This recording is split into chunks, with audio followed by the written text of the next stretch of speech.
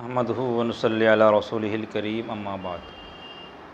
সম্মানিত সুধী, অনেকজন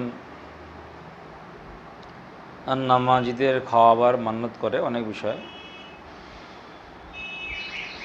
তো এটা কি হবে? কোনো ব্যক্তি যদি মান্যত করে যে আমি 20টা মানুষকে খাওয়াবো, ঠিক আছে,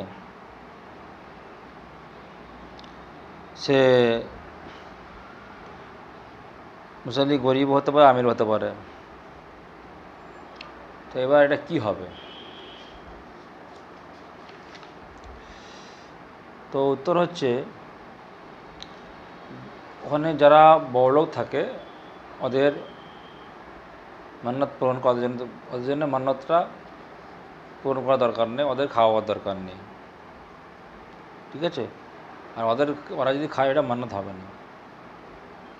কিন্তু যদি গরিব থাকে ওই গরিবটাকে খাওয়াতে হবে, ঠিক আছে।